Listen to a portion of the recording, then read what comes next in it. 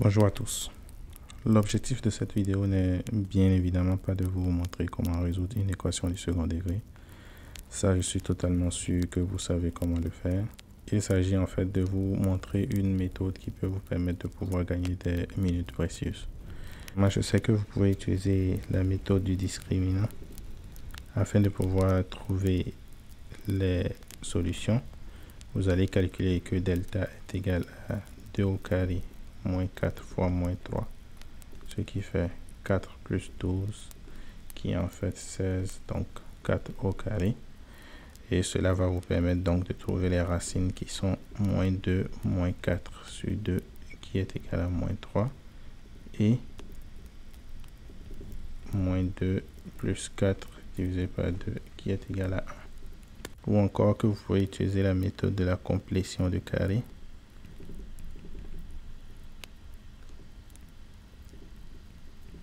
Pour cela, il fallait simplement remarquer que x au carré plus 2x en fait est le début d'un carré parfait. Il faut lui ajouter juste 1 afin de pouvoir obtenir un carré parfait.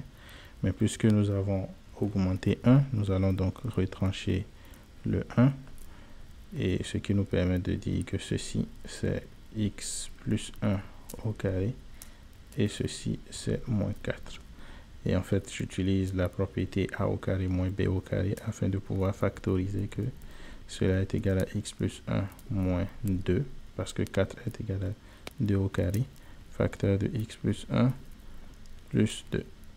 Et ceci, bien évidemment, c'est x moins 1, facteur de x plus 3. Et si je veux résoudre égal à 0, je peux juste poser et conclure donc que x est égal à 1 ou x est égal à 3. Mais en fait, la méthode que je veux vous proposer, c'est une méthode qui était utilisée par les Babyloniens, mais qui en fait a disparu avec le temps.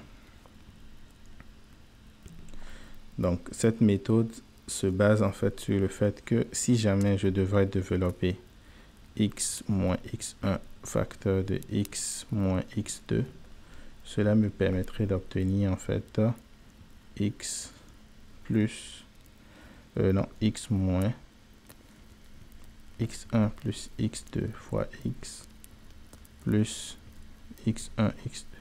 Qu'est-ce que cela me permet de conclure?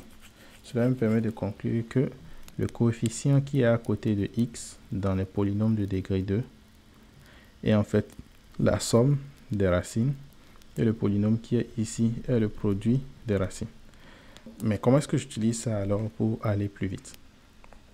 On va prendre l'exemple que nous avons, donc x au carré plus 2x et moins 3. Donc ici, d'après la propriété que nous venons de voir, c'est que on a x1 plus x2 qui est égal à moins 2 et x1 fois x2 qui est égal à moins 3. Donc, pour résoudre cette équation vraiment très rapidement, je vais supposer que x1 est plus petit que x2. Donc, j'ai x1 ici, j'ai x2 ici. Puis, je cherche la moyenne alors entre x1 et x2, c'est-à-dire ce qui se trouve exactement à égale distance de x1 et x2. Il s'agit de x1 plus x2 divisé par 2.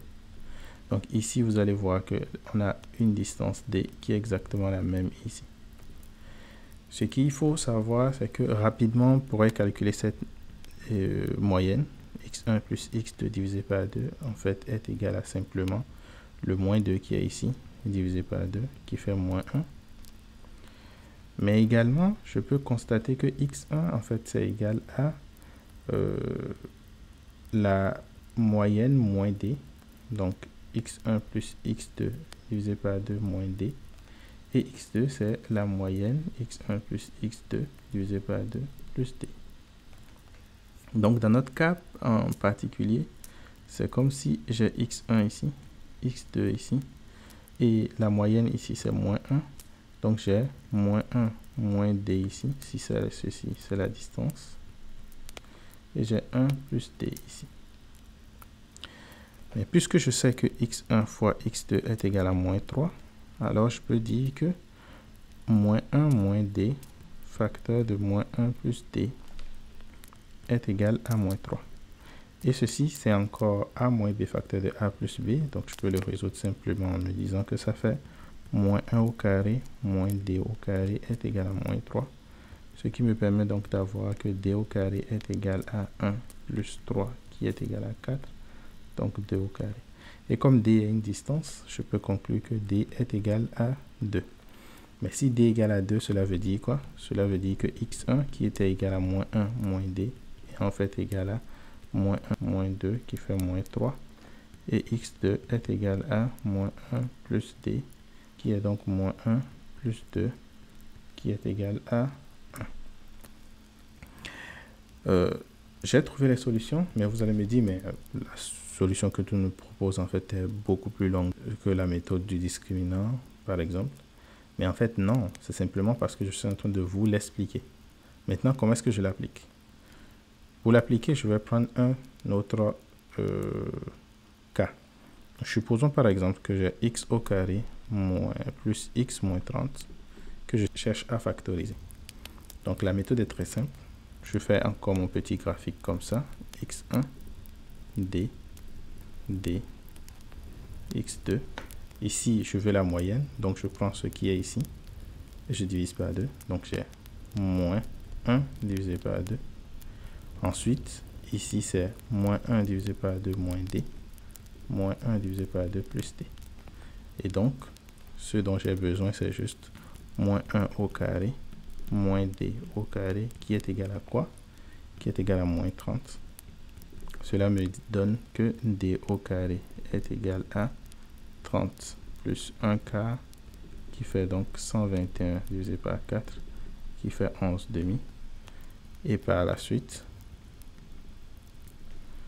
x1 est égal à la moyenne, donc moins 1 demi, moins la distance qui est, désolé, ici c'est au carré. Donc la distance est 11 sur 2, ce qui me donne donc moins 12 divisé par 2, donc moins 6. Et x2 est égal à moins 1 demi plus 11 divisé par 2, qui est donc 10 divisé par 2, donc 5. Donc les solutions sont obtenues directement. Cette méthode que je viens de vous présenter peut se révéler très puissante lorsque on la maîtrise. Elle peut également être utilisée pour résoudre les équations du second degré avec solution double. Dans ce cas, la distance d sera égale à 0. Ou encore avec des solutions complexes.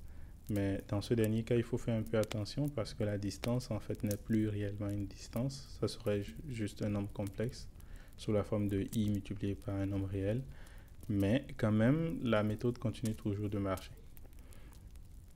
Dites-moi en commentaire ce que vous avez pensé de la vidéo et également si vous connaissez cette méthode avant de voir cette vidéo. Si la résolution d'équations est quelque chose qui vous intéresse, je vous invite vivement à regarder cette autre vidéo où je résous une équation complexe. N'hésitez pas à me laisser un pouce bleu si vous avez aimé la vidéo et puis à vous abonner pour ne pas manquer mes prochaines astuces de mathématiques intéressantes.